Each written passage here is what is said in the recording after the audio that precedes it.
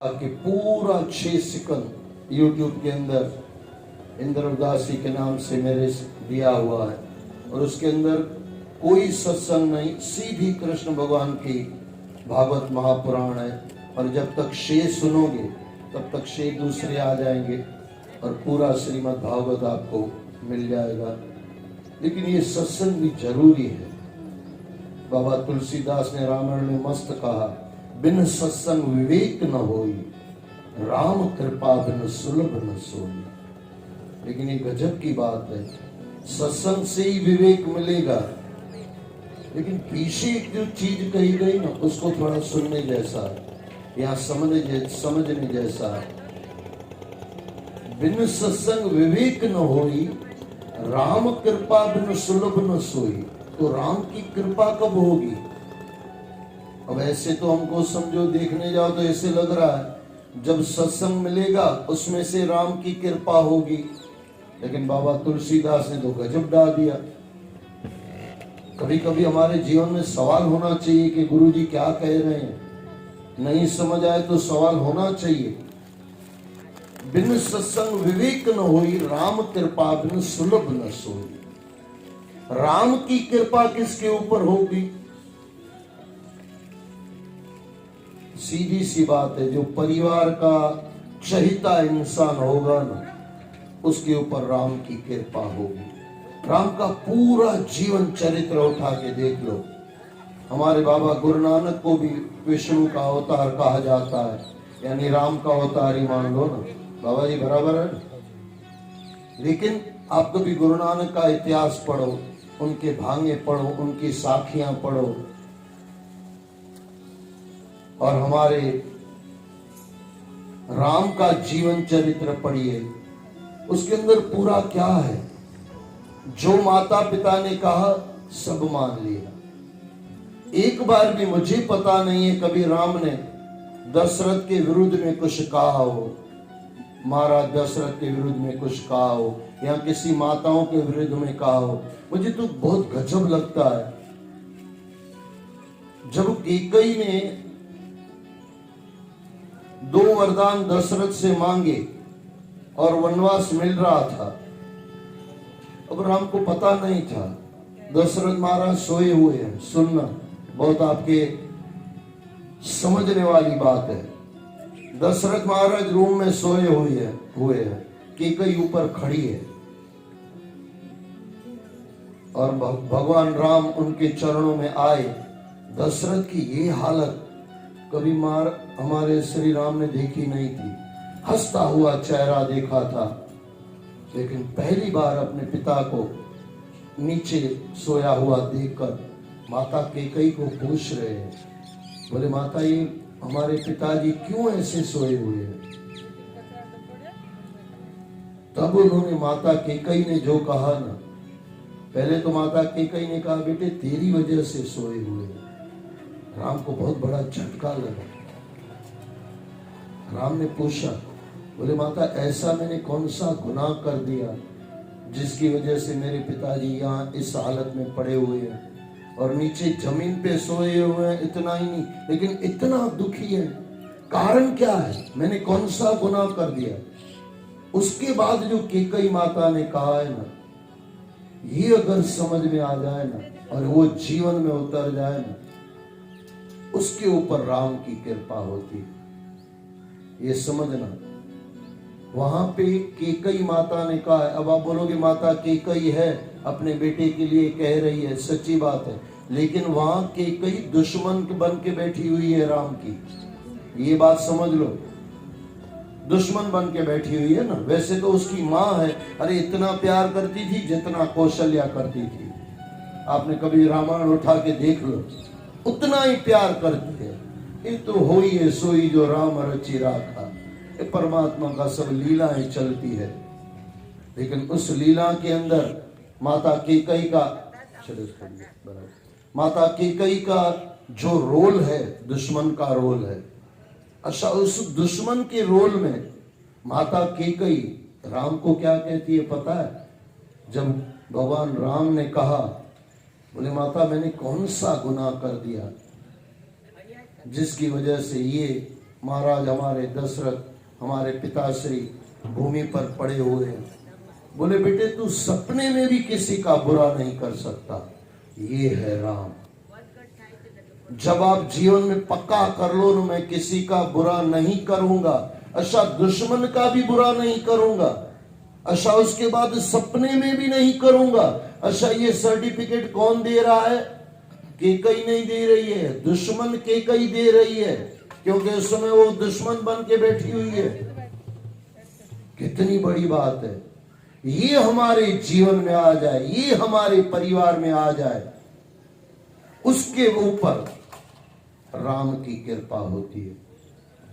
ये इतना अगर समझ में आ जाए ना, परिवार मेरे 4 नियम रहते। हमारे भाई साहब ने वहां पे मुझे याद दिलाया, अंदर रूम में हम बैठे थे, बोले आपके भाई साहब 4 नियम, ऐसा कुछ था ना, कुछ ऊपर बातचीत चल रही थी। बोले भाई साहब आपके जो 4 नियम है, मैं तो काफी टाइम से भूल गया था, लेकिन जीता उसी में हूं। अब खाना भूल जाओ, लेकिन पेट में खाना होता है कि नहीं? लेकिन इस अर्थ में भूल गया था कि खाया हुआ है तो वो इंसान भूल जाता है। लेकिन 4 नियम सुन लो। जवाबदारी अपनी निभाओ, अधिकार अपना छोड़ो। उसमें अभी ज्यादा नहीं मैं जा पाऊंगा, उसमें फिर कभी जाएंगे। आज थोड़े नवग्रह को हम पूजन कर लेंगे, नवग्रह की पूजा कैसे होती है उसमें हम चलेंगे। लेकिन 4 सुन लो, उसके बाद हम इतने दिनों में 2-4 दिन जितने और हैं उसके अंदर उसमें हम चलेंगे। जवाबदारी अपनी पूरी करो। आपकी जवाबदारी, आप पत्नी हो तो पति के लिए कुछ जवाबदारी है, आप छोटी देरानी हो तो बड़ी देरानी के लिए कुछ जवाबदारी है, आप बड़ी हो तो छोटी के लिए कुछ जवाबदारी है, आप बहू हो तो सास ससुर के लिए कुछ जवाबदारी है, आप सास ससुर हो तो बहू के लिए कुछ जवाबदारी है। सबकी अपनी अपनी जवाबदारी है। भगवान कृष्ण ने गीता में मस्त कहा है, अपने धर्म से इंसान तर जाएगा, दूसरे के धर्म देखने से या दूसरे के धर्म में प्रवेश करने से कोई नहीं तरेगा। ये अपना धर्म क्या होता है?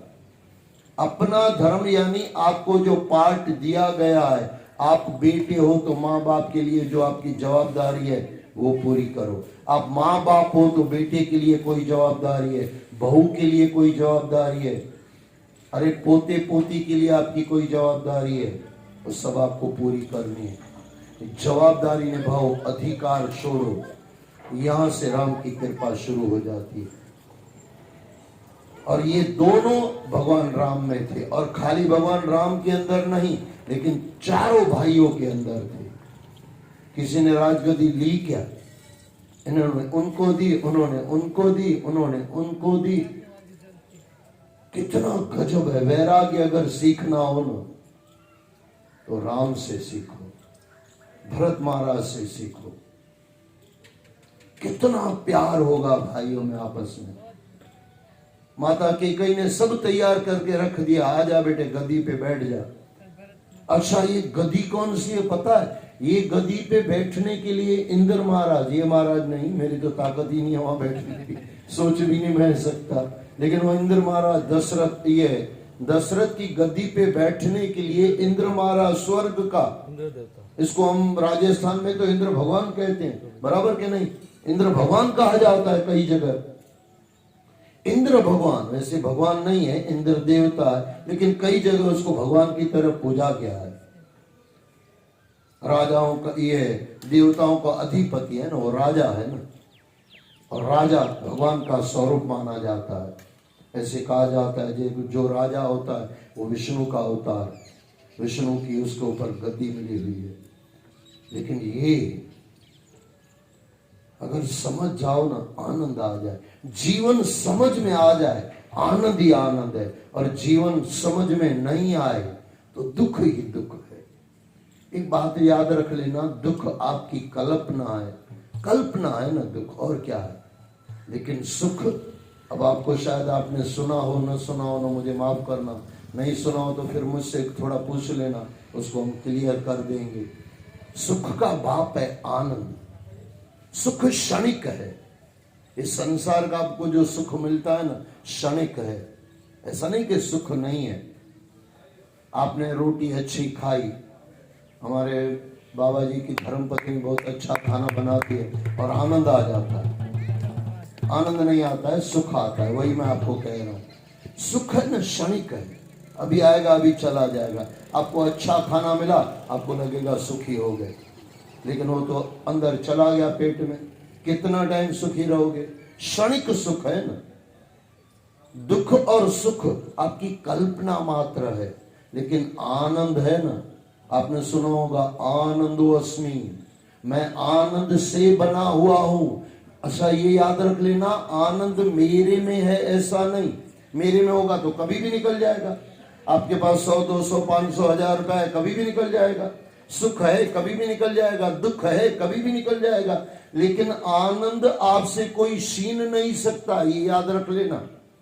ये प्लास्टिक की कुर्सी है ना, इसमें से मुझे प्लास्टिक निकाल के दिखाओ, अब निकाल पाओगे क्या? लोखंड का दरवाजा है ना ग्रिल का, इसमें से मुझे लोखंड निकाल के दिखाओ, कितना भी तोड़ो लोखंड उसके पास है कि नहीं है? इंसान के पास कुछ भी चला जाए, वो आंख कभी मौका मिला, अभी तो ये बार नहीं होगा क्योंकि बहुत कुछ बाकी, अभी तो पहला सेकंड पूरा किया है, वो भी दौड़ दौड़ के पूरा किया होगा। दौड़ के भी नहीं, बस वो हमारी वो कौन सी ट्रेन आने वाली, बुलेट ट्रेन, बुलेट ट्रेन में बैठ के 1 सेकंड पूरा किया है, वो तो करना ही पड़ेगा। मैंने आपको कहा था भागवत तो आप YouTube से पूरा मेरा सुन लेना, भागवत कृष्ण का है, मेरा नहीं है, गलत अर्थ मत लेना, हाँ मेरे मुंह से सुन लेना। लेकिन बुलेट ट्रेन पे बैठ के 1 सेकंड पूरा किया है, बहुत कुछ बोलना होता है। ये तो सब आपकी जो जीवन की जरूरतें हैं ना, वो मैं आपको बता रहा हूं, जहां हम फंसे हुए हैं। आप 16 वस्तु बोलो, देखो उसमें से शांति आनंद, तब आप समझ पाओगे मैं क्या कहना चाहता हूं। उसको कोई नाम नहीं दिया गया। 16 तत्व कैसे? आनंद तत्व, शांति तत्व, आनंद शांति परमानंद ब्रह्मानंद, ऐसे करके 16 आत्मा उससे बनी हुई है। अब उसमें से कहां निकालोगे? आत्मा से कभी आनंद निकाल पाओगे क्या? मैंने एग्जाम्पल दिया, जैसे कुर्सी में से प्लास्टिक नहीं निकाल सकते हो, लोखंड के दरवाजे में से लोखंड नहीं निकाल सकते हो, कपड़े में से वो धागा नहीं निकाल सकते हो, पूरा नहीं निकाल सकते हो। एक कहीं दिख जाए धागा तो अलग चीज है। और ये पूरा लोखंड का बना है, मैं कितना भी इसको तोड़ दूं, लेकिन इसमें से लोखंड निकाल नहीं पाऊंगा। इसी तरह इंसान में कितना भी टूट जाए, कितना भी दुख आ जाए, कितना भी सुख आ जाए, कितना भी दुख आ जाए, उसमें से आनंद आप निकाल नहीं पाओगे। जिस दिन वो संत महात्मा गुरु के चरणों में बैठेगा और वो पहले ही बताएगा, बेटे आनंदो अस्मि, तू आनंदी है, आनंद से बना हुआ है। अच्छा ये भी कहना कि तू आनंदी है, ये ही सही है, तू आनंद से बना हुआ है, यही सही है। आनंद तेरे पास नहीं है, तू ही आनंद है। ये थोड़ा समझना, कहां इंसान भटक रहा है। 9वीं पातशाही हमारे भाई साहब पूरा उसको श्लोक को पूरा करेंगे, थोड़ा मुझे याद है। काहिरी बन खोजन जाई, 9वीं पातशाही गुरु तेग बहादुर साहब, जितना भाई साहब वो तो याद रहता है पूरा। काहिरी बन खोजन जाई, घट भीतर तेरे रहा समाई, काहिरी बन खोजन जाई, कहां ढूंढ रहा है?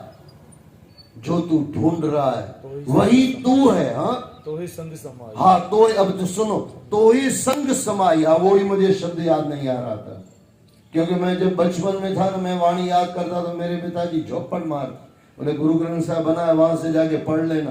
ये याद रखने का नाटक छोड़ो, क्योंकि याद रखने से जिसको याद है वो बढ़िया है, लेकिन हमको तो चमाट सिखा के सिखाया गया था, याद मत करो, उसके अर्थ ले लो। अब सुनना, तोड़े संग समाई। अब जो संग है उसको कैसे तोड़ोगे?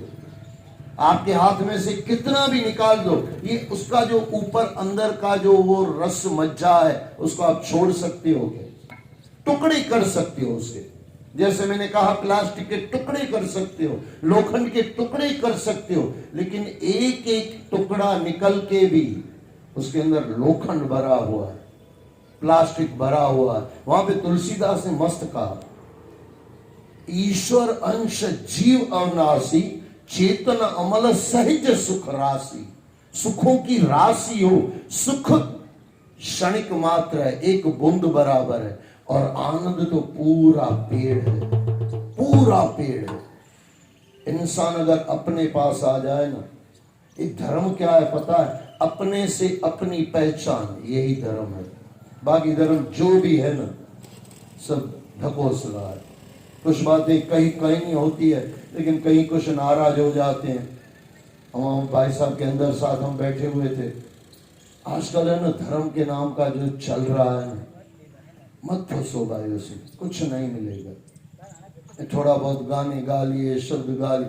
आज पहले मैंने शायद काफी बार आपको कहा है, पहले के जमाने में गानों में भजन होते थे, और आज पूरा उल्टा हो गया, आज भजनों में गाने आने लगे।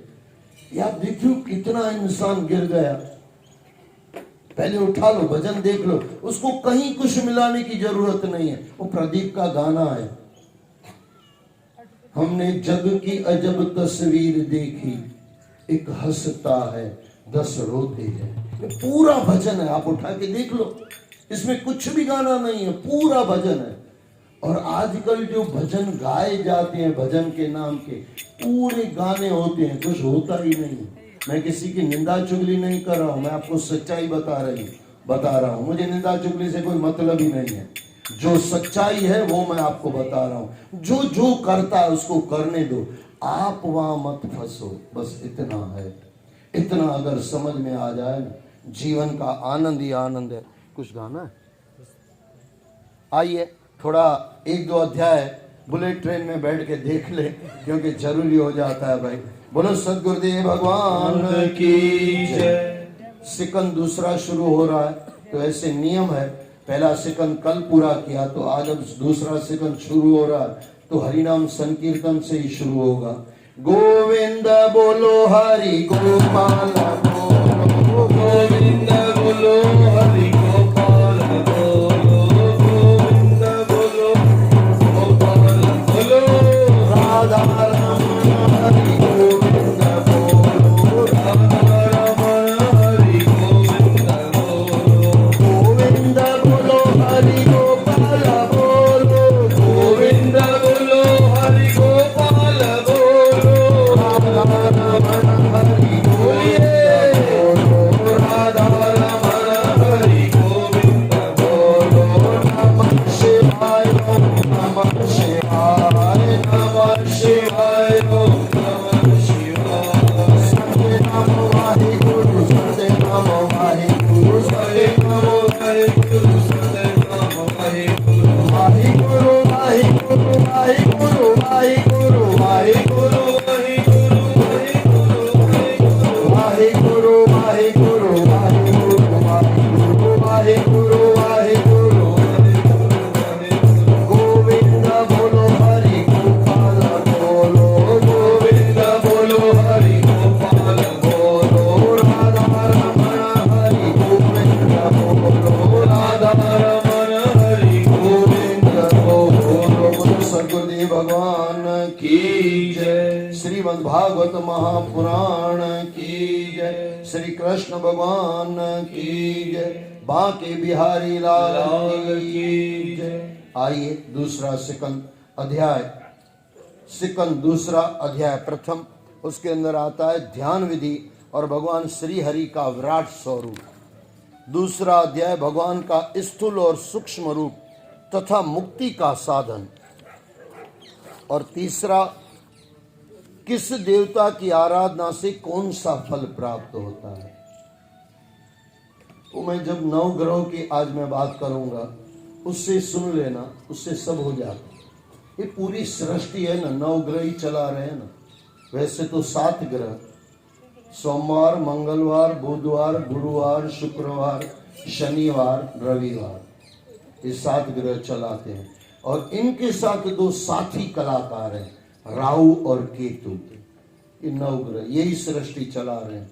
अब कभी ऐसे मत बोलना 9 ग्रह में हम नहीं मानते हैं, कभी मत बोलना, मुझे बहुत गुस्सा आता है। आज कौन सा वार है? मंगलवार। मंगलवार के दिन बैठ के कोई बोलता है मैं किसी ग्रह को नहीं मानता, तो मंगल ग्रह में क्यों खड़ा है भाई? चला जा किसी और ऐसे ग्रह। अब अमेरिका जाएगा तो अरे भाई साहब उसको ट्यूसडे बोलेगा, लेकिन है मंगल ही भाई साहब। नाम बदलने से कोई आदमी बदल जाएगा क्या? देवता बदल जाएगा क्या? अब मैं हूं इंद्र, सच पूछो तो मेरा नाम इंद्र तो है नहीं, मेरा नाम है मेघराज। अब मैं कोई बदल जाऊंगा क्या? मेघराज बोलो, इंद्र बोलो, वही हूं मैं। नाम से क्या है भाई? आदमी तो वही है। इसी तरह मंडे बोलो या मंगल बोलो, मंडे बोलो, ये ट्यूसडे बोलो या मंगल बोलो, एक ही है भाई साहब, एक ही है। नवग्रह से कहां भागोगे आप?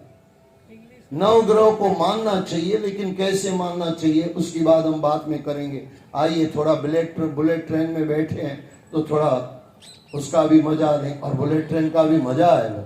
मोदी महाराज बना रहे हैं तो कुछ तो होगा ना, ऐसे ही थोड़ी कुछ भी बना देंगे। तो आइए तीसरे अध्याय के अंदर, किस देवता की आराधना से कौन सा फल प्राप्त होता है? जब तक प्लेटफॉर्म आएगा तब तक दूसरा अध्याय आ जाता है। हाँ, ये सही बात है।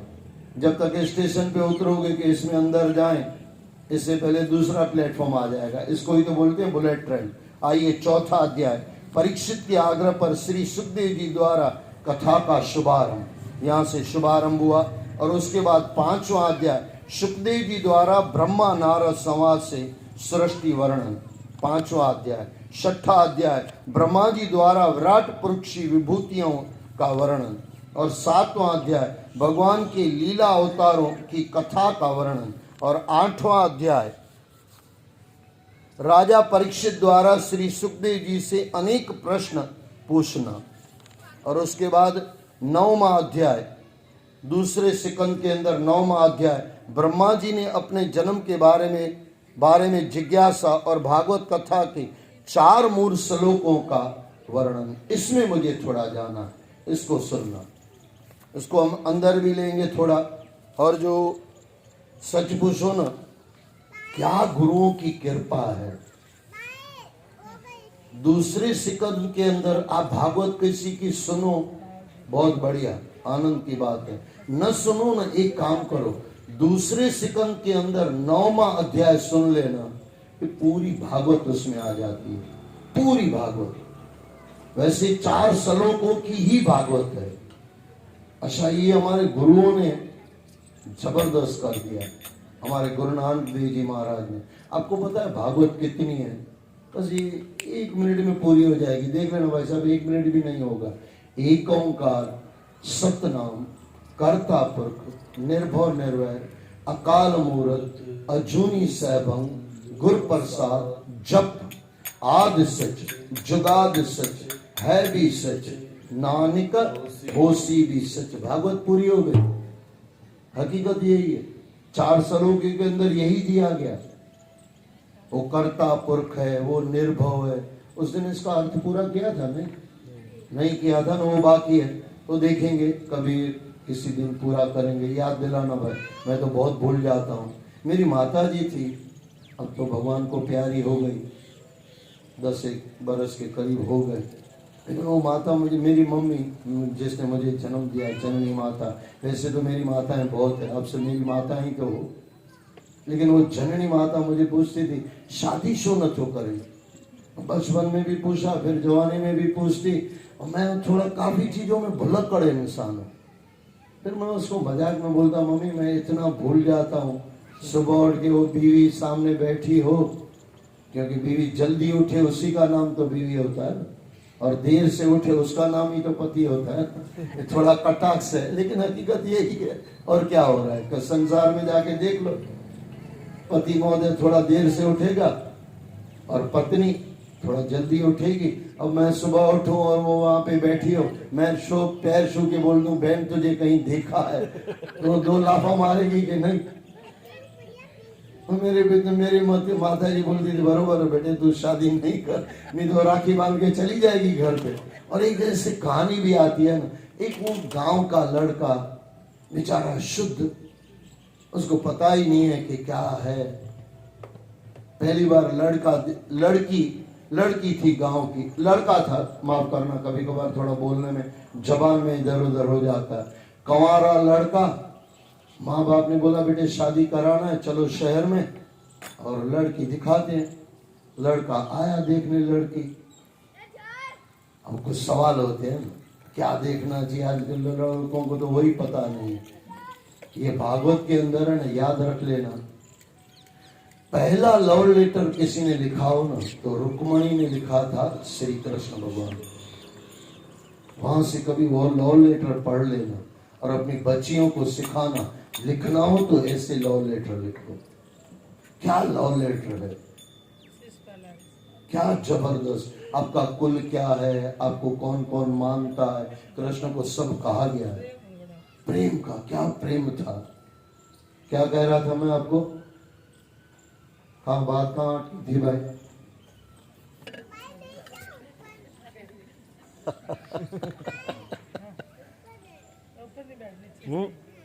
वो बेटी को पता है, आपको पता है बेटे, नहीं पता।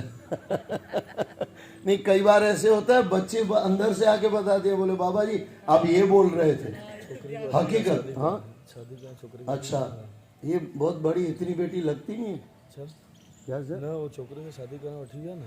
हाँ अच्छा, वो हाँ शहर में। हाँ ताली बजाओ भाई साहब के, भाई साहब ने बता दिया मुझे। मैं मुझे लगता है कई बार मैं ही भूल जाता हूँ, लेकिन आप सब भी भुलक पड़ो। हाँ तो लड़का गया लड़की देखने, घर वाले ले गए उसको, लड़की सामने बैठी है तो बातचीत होती है ना, वहां मैं फिर दूसरी जगह चले गए हूँ। तो लड़के ने, वो गांव का लड़का है, क्या बोलना है पता नहीं है, बोले बहन जी आप कितने भाई बहन हो।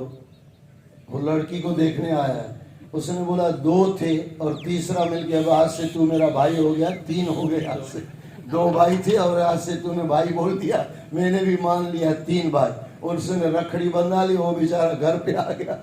अब ये क्या हो गया भाई, ये होता है नादान की दोस्ती, जी का जंजाल। क्या बोल रहे हो, क्यों बोल रहे हो, थोड़ा अक्ल रखो। कभी भी कुछ भी मत बोल दो। कुछ अच्छे शब्द में कहीं एक जगह सत्संग कर रहा था, काफी पुरानी बात है। आपको लगेगा भाई साहब को इतनी बातें कैसे हो गई है, तो बना के तो नहीं बोल रहा है, नहीं, मैं 13 बरस से गुरु गद्दी पे बैठा हुआ हूँ। 6ठी के 7वीं पे पढ़ता था, तब से मेरे पिताजी ने बिठा दिया और बगल में खुद बैठते थे, जैसे भाई साहब हमारे बैठे हुए, ऊपर चौकी, पूरा चेयर पूरा पैरा मेरे ऊपर था। और मेरे पिताजी को कुछ दमे की प्रॉब्लम थी तो ऊपर बैठते थे। तो इतनी सब बातें हैं ना, इतने बरसों से, आज मैं अभी 59 बरस का हूँ, 14 बरस निकाल दो ना, कितना हुआ 45। हिसाब किताब मेरा थोड़ा कमजोर है, अपना कमजोर मत रखना। तो 45 बरस से गुरु गद्दी पे मैं बैठा हुआ हूँ। तो एक जगह मेरा सत्संग कहीं चल रहा था, गुरुओं की वाणी चल रही थी, मैं कुछ बोल रहा था, तो नीचे से कोई बोल रहा था वाहे गुरु, आप भी बोलो वाहे गुरु, फिर बोलो वाहे गुरु, फिर बोलो वाहे गुरु। अभी बीच में बार वाहे गुरु बोलता। मैं उसको बोला भाई साहब हम डिस्टर्ब हो रहे हैं और दुनिया भी सुन नहीं रही है बराबर, और जो सुनने वाले हैं कम से कम उसको सुनने दो, मत बोलो। बोले वाहेगुरु नाम खराब है क्या? और मैं उसको क्या बोलूं, वाहेगुरु नाम खराब है क्या? पागल थोड़ी हूं मैं। लेकिन ये समझना, सत्संग चल रहा है, उसके बीच में आप बोल रहे हो वाहेगुरु, तो काम अटक जाएगा। हम मैं यहां से बुलाऊं, वक्ता बुलवाए वाहेगुरु वाहेगुरु वाहेगुरु, ऐसे अगर बोलो तो ठीक है। लेकिन मैं यहां से सत्संग बोलता हूं, आप वाहेगुरु वाहेगुरु बोलते जाते हो, सत्संग टूट जा रहा। ऐसी गलतियां बहुत मैंने देखी है। अच्छा सत्संग में बैठे रहते हैं, नाम सुमरन चालू है, मत करो। 1 मिनट में आप एक टाइम में आप 2 काम नहीं कर सकते हो ही नहीं सकता, पक्का नहीं हो सकता है। कोई भी बोले कोई मतलब नहीं। हाँ एक है, एक बार अगर आप अंदर प्रवेश परमात्मा में कर गए ना, फिर एक साथ आप 10 काम अंदर कर सकते हो। एक बार परमात्मा से मिलने के बाद वो बात ही अलग हो गई। वहां तो हमारी कोई पहुंच ही नहीं है, लेकिन आइए, है ही नहीं ना, हाँ वो धुनी अलग है। वहां तो फिर एक साथ आप 100 काम भी कर सकते हो। वहां सूरत में बैठे बैठे भाई साहब को भी नमस्कार कर सकते हो। हाँ सही हकीकत है। आइए हम इसको थोड़ा समझने का प्रयास करें। ब्रह्मा जी की अपने जन्म के बारे में जिज्ञासा और भागवत कथा के 4 श्लोकों का वर्णन, ये अध्याय बराबर सुन लेना, समझ लेना, आपने पूरा भागवत सुन लिया। और वो तो मैंने पहले ही आपको सुना लिया। अरे आप एक बार फिर से कर दो ना, आपका सबका पूरा भागवत पूरा हो जाएगा। अच्छा, उसके अर्थ में मैं पहले बता दूं, परमात्मा एक ही है, सृष्टि के पहले वही था, एक ओंकार। उसको मैं थोड़ा जल्दी ले लूंगा, बाकी कभी एक ओंकार की पौड़ी को देखेंगे, लेकिन यहाँ जो अर्थ चल रहा है उसको सुन लेना। सृष्टि के पहले परमात्मा था, एक ही है वो, सृष्टि के पहले वही था, सृष्टि में अभी वही है, और सृष्टि के अभी भी वही है, और उसके बाद सृष्टि के बाद भी वही रहेगा। सृष्टि में भी है, सृष्टि के बाद भी वही रहेगा, सृष्टि के पहले भी था। वो कहां से आया? आद सच जुगाद सच है भी सच, नानक होसी भी सच। ये पूरा भागवत का भाषांतर दे दिया, गजब है गुरुओं का। इतने श्लोक के अंदर पूरा गुरु ग्रंथ साहब के अंदर ऊपर जो है ना, पूरा भागवत दे दिया एक ओंकार के मूल मंत्र में। ये मूल मंत्र है, पौड़ी नहीं है, पौड़ी तो नीचे है, पौड़ी उसके बाद एक लगा के पौड़ी नीचे है। लेकिन ये समझना, सृष्टि के पहले वही था, सृष्टि में वही है, और सृष्टि के बाद वही रहेगा, एक ओंकार। अच्छा, सृष्टि के बाद वही रहेगा, उसके लिए नीचे का अच्छा माया उसका साथ देती है, वो सिर्फ बताया जाएगा। सुन लेना ये अध्याय को। ब्रह्मा जी ने अपने अध्याय 9वां सिकंद 2 अध्याय 9वां, ब्रह्मा जी की अपने जन्म के बारे में जिज्ञासा और भागवत कथा के 4 श्लोकों का वर्णन। श्री सुखदेव जी ने राजा परीक्षित की जिज्ञासा को शांत करते हुए कहा, राजन, जैसे स्वप्न देखने वाले व्यक्ति का सीधा संबंध